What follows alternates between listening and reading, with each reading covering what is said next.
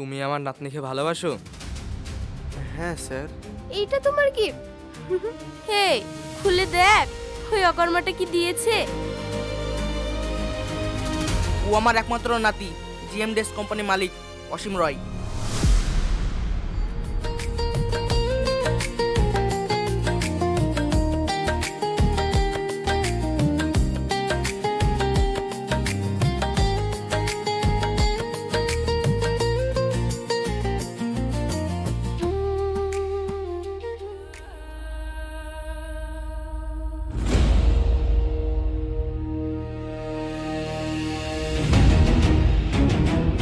কি হলো, ওর কোনো খোঁজ পেলি? না স্যার, এখনো পাইনি। ঠিক আছে, চারপাশটা তন্ন তন্ন করে খোঁজ, খোঁজ পেলে আমাকে জানাবি, পালাতে দিবি না। Okay sir.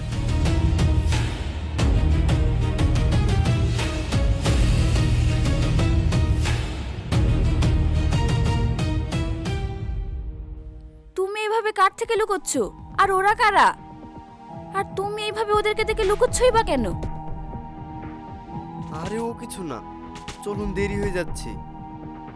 কিন্তু আরে বাদ দিন সব, চলুন।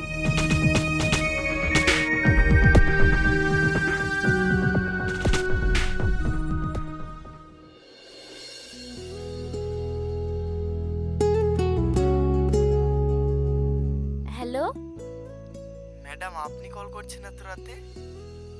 কেন বিরক্ত করলাম বুঝি? না না ম্যাডাম, বলুন। তোমার সাথে আমার কথা বলতে খুব ইচ্ছে করছিল, তাই ফোন করলাম। আমার সাথে আবার কি কথা ম্যাডাম? কেন, কোনো কথা থাকতে পারে না? আর তুমি আমাকে ম্যাডাম ম্যাডাম বলে ডাকবে না, আমার নাম আছে, আমাকে শাবনাম বলে ডাকবে, আর তুমি করে ডাকবে। Okay madam. আবার সরি শবনম।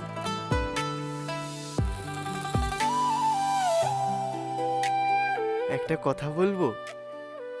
বলো। তুমি খুব মিষ্টি দেখতে, একেবারে পুতুলের মতো। তাই? আচ্ছা, আমার না তোমাকে একটা কথা বলার ছিল, যদি কিছু মনে না করো। না না, বলো। আই লাভ ইউ, আমি তোমাকে খুব ভালোবেসে ফেলেছি। এসব তুমি কি বলছো? যা বলছি একদম সত্যি বলছি। আমি জানি তুমিও আমাকে ভালোবাসো, কিন্তু আমি কোনো কিন্তু শুনতে চাই না, আমি জানতে চাই তুমি আমাকে ভালোবাসো কি না। বলো, কি হলো বলো। হ্যাঁ, আমিও তোমাকে ভালোবেসে ফেলেছি। I love you too Shabnam. আমি জানতাম। আচ্ছা, কাল আমরা দেখা করব, হ্যাঁ? এখন রাখছি। আরে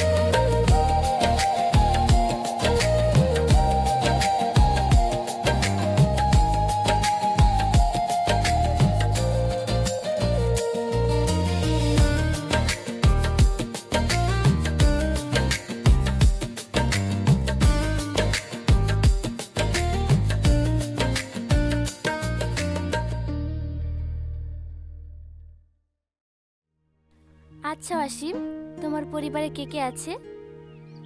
এতদিন হয়ে গেল আমাদের প্রেম করা, কিন্তু তোমার ফ্যামিলির সাথে আমায় একদিনও ফোনে কথা বলাও নেই। কি হলো, বলছো না কে কে আছে?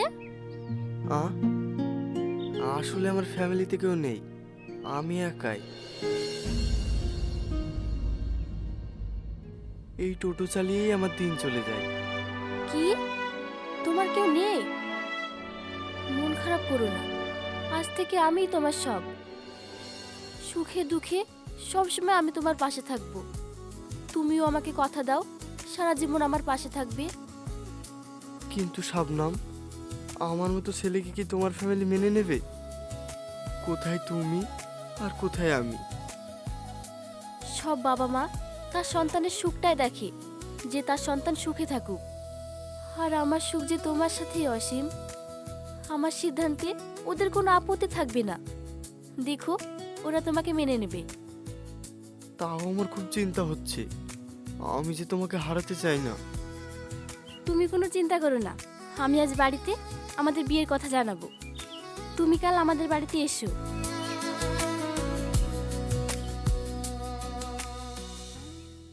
ছি ছি ছি, শেষমেশ তুই একটা টোটোওয়ালার সাথে। ছি। আর এইসব ছোট লোককে তো আমি আগে থেকেই চিনি। আহ, তুই চুপ কর। তুমি আমার নাতনিকে ভালোবাসো? হ্যাঁ স্যার। স্যার না দাদু। হ্যাঁ দাদু, বাসি। ওকে সুখে রাখতে পারবে? সব দিক থেকে চেষ্টা করব ওকে সুখে রাখার। আব্বা, ছেলে মেয়ে যখন দুজন দুজনকে পছন্দই করে, অনুমতি দিয়ে দিন না, মেনে নিন। থামো ভাবি, মেনে নেবে? তা বিয়ের পরে থাকবে কোথায়? ওই ঝুপড়িতে? কেন দিদিভাই ঝুপড়িতে থাকবে কেন? ওরা আমাদের বাড়িতে থাকবে। আমার নাতনি সবসময় আমার চোখের সামনে থাকবে। আর তাছাড়া তুই ভুলে যাস না, আমাদের এত টাকা পয়সা, এত সম্পত্তি, এগুলো একদিনে হয়নি। একবার নিজের অতীতটা মনে কর, যে তোর বাবা উপরওয়ালার আশীর্বাদে একটা ছোট্ট কোম্পানি থেকে এত বড় কোম্পানি গড়ে তুলেছে। কিন্তু বাবা, মেয়ে জামাই ঘর জামাই থাকবে, আশেপাশের লোকজন কি ভাববে একবার ভেবে দেখেছো? তোরাও তো এতদিন ধরে এই বাড়িতে আসিস, তাহলে ওরা থাকলে কি হবে? আব্বা, তুমি ওই ছোট লোকের লেগে তোমার মেয়েকে অপমান করলা। আরে আরে, রাগ করছো কেন? এই শোনো। আমার নাতনির সুখেই আমার সুখ, আমি এই বিয়েতে রাজি। দাদু, তুমি পৃথিবীর সেরা দাদু। দিদি ভাই, নাচ জামাইকে পেয়ে এই বুড়োটাকে ভুলে যেও না। কি যে বলো না দাদু। নাচ জামাই, আজ থেকে তুমি এই বাড়িতে থাকবে। আজ থেকে এটাই তোমার বাড়ি। ইরানি বার্থডে পার্টিটা হয়ে যাক, তারপরে একটা শুভ দিন দেখে তোমাদের চার হাত এক করে দেব। ওকে ঘরে নিয়ে যা দিদি ভাই।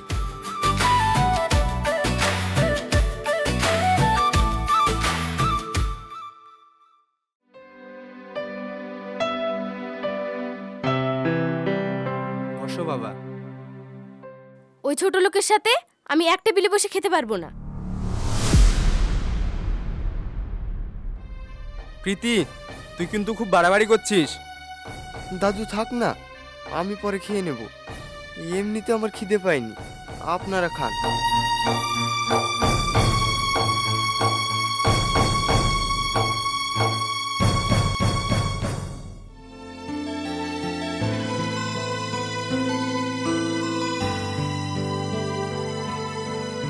সরি, আমার জন্য তোমাকে অনেক অপমান সহ্য করতে হচ্ছে। পাগলি কোথাকার, আমি কিছু মনে করিনি, কেঁদো না। কাল ইরানির বার্থডে পার্টি, ওখানে অনেক নামি দামি গেস্ট আসবে।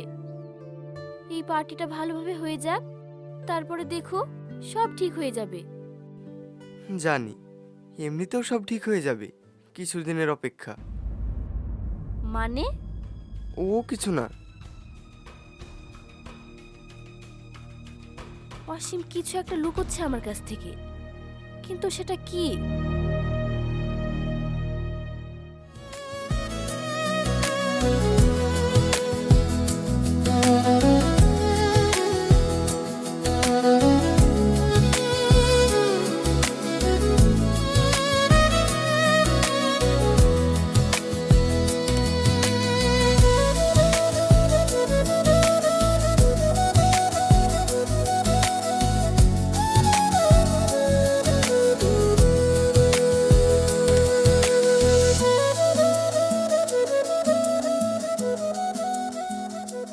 এইটা তোমার জন্য।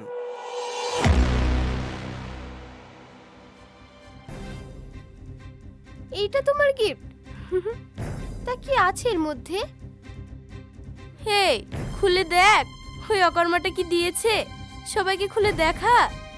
ফুপু, তুমি কিন্তু আমার হবু স্বামীকে সবার সামনে এভাবে অপমান করতে পারো না। এই, তুই থাম তো।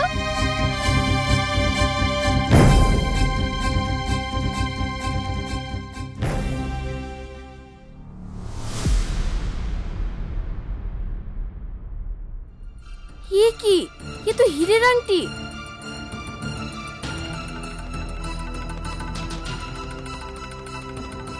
এই ছেলে, সত্যি করে বলো, এত দামি একটা আংটি তুমি কোথায় পেয়েছো?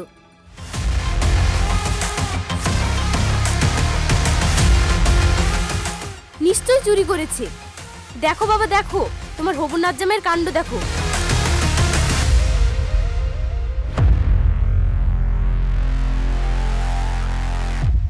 বুবু, তুমি কিন্তু আমার জামাইকে অপমান করছো।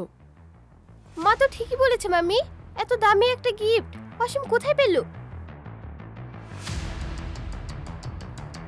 আরে স্যার, আপনি? দাদু ভাই তুমি এখানে? আমি তোমাকে কোথায় কোথায় না খুঁজেছি। আর কি অবস্থা করে রেখেছো নিজের?